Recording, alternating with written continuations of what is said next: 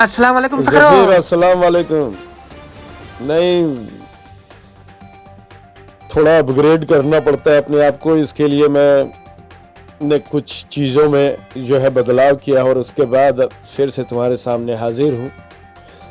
और ये जो खबर निकल के आ रही है जफीर, इस खबर ने एक इस तरीके का माहौल पैदा कर दिया है जिसके बारे में मैं ज़्यादा नहीं बोलूँ तो अच्छा है, लेकिन बोलना पड़ेगा क्योंकि कुछ चीज़ें हैं जो आपके जॉब से रिलेटेड होती है और यहाँ पर अगर आप बातें न करें तो चीज़ों का बहुत सारा मतलब निकाल लिया जाता है। आसिफ मुनीर साहब को डोनाल्ड ट्रंप ने जो है अपने घर पे खाने पे बुलाया। वजीर आजम की तबीयत उसी दिन से नासाज हो गई।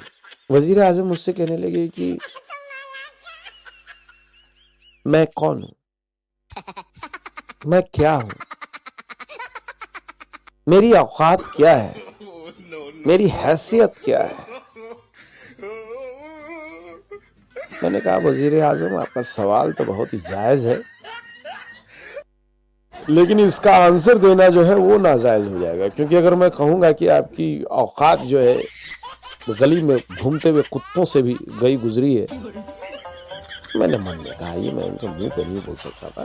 कुछ चीजों की जो है अपनी खवायत होती है और कुछ चीजों की अपनी एक। आसिफ मुनीर को घर पे बुला करके डोनाल्ड ट्रंप जो है खाना खिला रहे हैं। अरे इस देश का एक वजीर आजम है, इस कौम का एक वजीर आजम है जिससे पूरी दुनिया खौफ खाती है, जिनके समझ रहे हो, जिनकी दहाड़ों की आवाजें सुन करके लोग उनके कटोरे में पैसा फेंक देते हैं। समझ रहे हो, एक ऐसे मुल्क के किरदार जिनको कि आपने दरकिनार कर दिया। और आसिफ मुनीर जिसने खुद को ही मेडल पहना दिया, खुद ही को ही फील्ड मार्शल बना दिया, मार्शल बनाने के बाद जो है तो आप उनको बुला रहे हैं हमारे। तो वजीर आजम कहने लगे चलो जो हो रहा है सो हो रहा है। एक खौफ का मंजर, वजीर आजम खुद ही की इधर ईरान और इजराइल लड़े पड़े हैं। अगर इजराइल की 2-3 मिसाइलें अगर गलती से इधर आ जाएं तो अब आसिफ मुनीर तो खाने पे गया हुआ, इधर की सिक्योरिटी कौन संभालेगा। ये सारी चीजें चल रही हैं। और जिस समय अमेरिका ईरान के खिलाफ है, उस समय आसिफ मुनीर वहां पर जाकर के खाना खा रहा है। ईरान के गुस्से को कौन डील करेगा? ईरान के गुस्से को वजीर आजम डील करें और वहां पे चिकन फाड़ रहा है आसिफ मुनीर हर चीज में। अच्छा ट्रंप, चलो ठीक है, एक चीज अच्छा किया कि हमने जो है सीज फायर कराया। क्रेडिट लो, तुम क्रेडिट लो क्रेडिट, लेकिन अरे वो क्रेडिट लेने के लिए तो वजीर आजम की ही शुक्रिया और जर्रा नवाजी होनी चाहिए कि वो तुम्हारे पैरों पे गिरे और उन्होंने कहा कि आप इंडिया से सीज फायर करवा दीजिए। वो बात अलग है कि हमने सीज फायर की बात खुद इंडिया से करी थी, लेकिन क्रेडिट हमने ट्रंप को दिया कि नहीं दिया? खुदा का खौफ होना चाहिए। हमने कहा खुदा का खौफ नहीं, उनको जीसस का खौफ होना चाहिए। बातों को थोड़ा करेक्ट करना चाहिए। अब ये सारी चीजें चल रही थी, इसी के बीच में जिस तरीके से ईरान ने बैलिस्टिक मिसाइल्स छोड़ने शुरू कर दिया। अरे बैलिस्टिक मिसाइल्स चलो वो सब तो ठीक है, हमारे यहाँ के मसाइल्स जो है वो सॉल्व ही नहीं हो रहे हैं। वो मिसाइल्स छोड़ रहे हैं, हमारे मसाइल से हमारे मसले नहीं सॉल्व हो रहे। इंडिया जो है, इंडिया आगे पे आगे बढ़ता जा रहा है, अपने लोगों को चांद पे भेजा जा रहा है। हमारे लोग जो है आज तक चांद को कह रहे हैं कि चांद जो है वो सूरज से बड़ा है।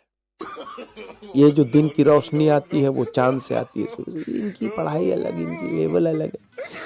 भाभी जान इसी बात पे बहुत खफा नजर आई। भाभी जान कहने लगी कि हमें अमेरिका का घूमने का मन था, व्हाइट हाउस देखने का मन था, इनको जो है कोई बुलाता ही नहीं है, इनको कोई पूछता ही नहीं है। वजीर आजम इतने तमतमाए और इतने गुस्से में नजर आए। उन्होंने कहा कि एक तो इसको जल्दी से यहाँ से बाहर निकालो, एक तो मुल्क के माहौल खराब है और ये औरत जब मुंह खोलती है इसी तरह के कचरे उगलती है।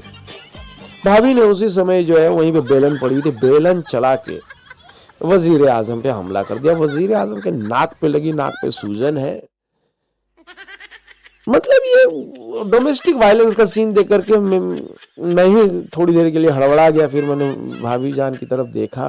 भाभी जान उस समय गुस्से पे भी एक अलग खूबसूरती का मुआयना जिस तरीके से वो पेश कर रही थी, मैं थोड़ी देर के लिए भटक गया। फिर जैसे तैसे खुद को संभाला, वजीर आजम की नाक की तरफ देखा तो नाक जो है पकौड़े की तरफ फूल चुका था। हमने तुरंत वजीर आजम को कहा कि आप अभी भाग करके हॉस्पिटल जाइए और इलाज करवाइए। वजीर आजम कहने लगे कि मैं खुद भाग के जाऊंगा, मैं इस मुल्क का एक तो ये आदमी का एटीट्यूड खत्म ही नहीं होता। नाक पे बीबी से बेलन का हमला हुआ है, ये वजीर आजम की पदवी से हट ही नहीं रहे। फिर ये हुआ, मैं ही लेकर के गया इनको, फिर नाक वाक। चलो ये सारी मसले चल रहे हैं, एक तो एक मसला खत्म नहीं होता, दूसरा मसला शुरू हो जाता है। अभी इंडिया जो है, इंडिया और इंग्लैंड के बीच में टेस्ट सीरीज चल रहा है। अच्छा, इंडिया इंग्लैंड के बीच में जो टेस्ट सीरीज शुरू हुआ है, तो वहाँ के जो क्रिकेटर्स हैं इंग्लैंड वाले कहने लगे कि बढ़िया था, ये रोहित शर्मा और विराट कोहली खेला करते थे, अच्छा था।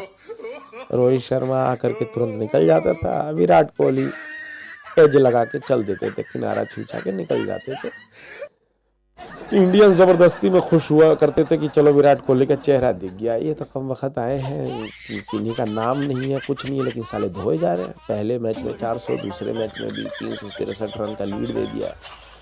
ये पंत जो आईपीएल में, पंत से एक बात कहना है, पंत ये आईपीएल नहीं है, ये आईपीएल की सारी खुन्नस, जितने तुमने रन नहीं बनाए आईपीएल में, सारे रन तुम इधर टेस्ट मैच में बना लोगे। बैक टू बैक सेंचुरी, पहले मैच में सेंचुरी, दूसरे मैच में सेंचुरी, ये बंदा रुक ही नहीं रहा। इकलौता बैट्समैन बन गया, इकलौता बैट्समैन जिसने इंग्लैंड के खिलाफ में 2 इनिंग में 2 सेंचुरी मार दी। और उस पर से सेंचुरी मारने के बाद जो वोल्ट मारता है फ्लिप, वजीर आजम कहने लगी हमें दिखा रहा है, देख रहे हो, ये हमें दिखा रहा है हमें। हमने कहा वजीर आजम अब क्या ही करना, छोड़ो। ये इंडियंस जिस तरीके से छाए हुए हैं, शुभमन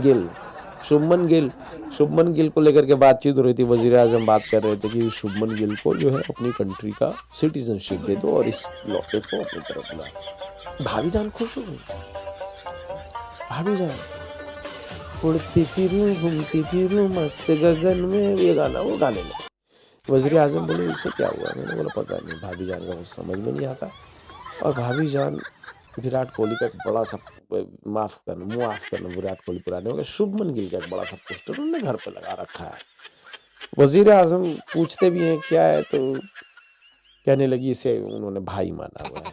एक तो तुम्हें पता है हमारे कौम में जो हमारे रिलीजन में भाई और बहन के रिश्ते जो भी है, ये सारी चीजें हैं। तो वजीर आजम बोले अच्छा, ये बोल के निकल गए। उनके अपने मसले इतने, अब ये इस चक्कर में कौन पड़े। भाभी जान मस्त हुई, खुशी जा रही है एकदम मस्त। हमने फिर कहा कि ये गेम गड़बड़ा सकता है, अगर गिल आ गया यहाँ पे तो जो भी हमारी चल रही है ये आपस की बात है जफीर। लेकिन जो भी है मामला इतना खतरनाक हो गया, इस पर वजीर आजम बहुत सख्त नजर आए हैं और इन्होंने पूरे कौम को ये ऑर्डर दे दिया है कि कोई भी बेवजह इधर उधर की बातें नहीं करेगा। कई लोग कह रहे हैं तख्ता पलट होने वाला है, कोई ये होने वाला है। वजीर आजम ने कहा इस पर कड़ी कार्रवाई की जाएगी। तभी उनके साथ में एक मिनिस्टर थे, उन्होंने कहा कि जो तख्ता पलट की बातें और ये सब बातें हम इसका कड़े शब्दों में निंदा करते हैं। वजीर आजम ने उसकी तरफ देखा, ये बोला ये वोट बहुत बढ़िया था, कहाँ से उठाए। फिर उस मंत्री ने कहा कि इंडिया में कई बार कई पॉलिटिशियंस को सुन चुके हैं ये कहते हुए कि मैं कड़ी शब्दों में निंदा करता हूं, और जैसे ही वो ये बोल देते उसके बाद मुझसे कोई सवाल ही नहीं पूछता है। तो इसीलिए वजीर आजम मैंने इस तबस्सुम लहजे का इस्तेमाल किया है जिससे कि लोग हमसे दोबारा सवाल ही ना पूछे। जब भी कोई पूछ ले कि भाई क्या हो गया, ये जो इस तरह की चीजें हो रही है इस पर आप क्या कहना चाहते हैं, तो आप सिर्फ इतना कह दीजिए मैं कड़े शब्दों में इसका निंदा करता हूँ, बस इतना बोल के आपका काम होगा। ये एक चीज जो है इंडियन पॉलिटिक्स से हमें सीखने को मिली। वजीर आजम भी बहुत फाख्ताए अमीन हुए, उन्होंने कहा कि वाह बहुत खूबसूरत अल्फाजों के साथ इस तरह की बातें रखी जाएं तो बहुत अच्छा होता है। फिलहाल जो है ईरान और इजराइल के लड़ाई के बीच में पाकिस्तान का आटा गीला हो रहा है। पाकिस्तान का आटा गीला इसलिए हो रहा है क्योंकि हर कोई जो है, डोनाल्ड ट्रंप बार बार ये कह जा रहे हैं कि पाकिस्तान को हमने सीज फायर, पाकिस्तान को ये करवा दिया। अच्छा, डोनाल्ड ट्रंप खुद ही कंफ्यूज है। एक तरफ कहते हैं पाकिस्तान अच्छा मुल्क है, मोदी मेरा बेस्ट फ्रेंड है। एक बात कह लो कि किससे तुम्हारा बढ़िया रिश्ता है, दोनों तरफ में मतलब मोदी तुम्हारा बढ़िया दोस्त है, वजीर आजम कुछ नहीं है।